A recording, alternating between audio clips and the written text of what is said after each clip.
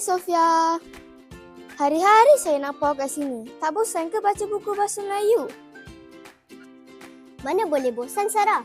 Lagi banyak saya baca, lagi saya rasa cinta dengan bahasa kita sendiri. Tapi bahasa Melayu susahlah. Kata bahasa, karangan, pening lah.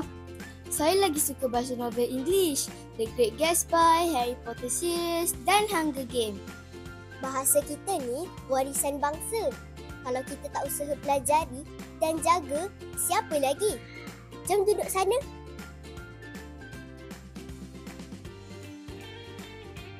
Saya lebih suka scroll TikTok, YouTube, lebih berminat konten video bahasa Inggeris. Best tau! Sebab tu markah karangan awak selalu tergelincir. Cikgu pun hari tu ada tegur awak kan, Sarah? Cis awak ni. Tapi betul juga. Tapi sekarang ni ramai juga orang buat konten bahasa Inggeris. Takkan itu pun salah? Bukan salah. Tapi jangan sampai kita lupa bahasa sendiri. Bahasa ni bukan sekadar kata-kata. Dia juga tanggungjawab kita untuk jaga dan banggakannya.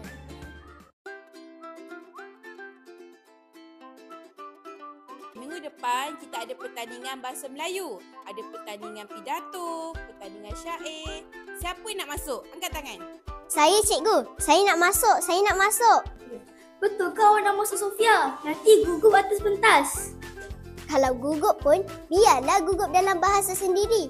Aku mesti boleh.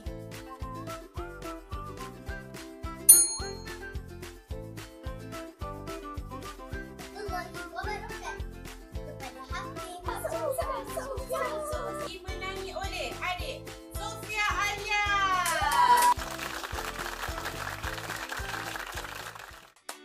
Wah, tahniah Sofia. Patutlah rajin baca buku bahasa Melayu.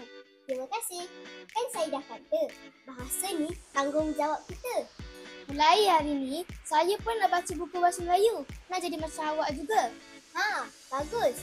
Jom kita pergi perpustakaan lagi esok. Bahasa ialah maruah bangsa. Tanggungjawab kita bukan sekadar menuturkan, tetapi memartabatkannya. Bahasa Melayu tanggungjawab kita. Cintai, amalkan dan banggakan.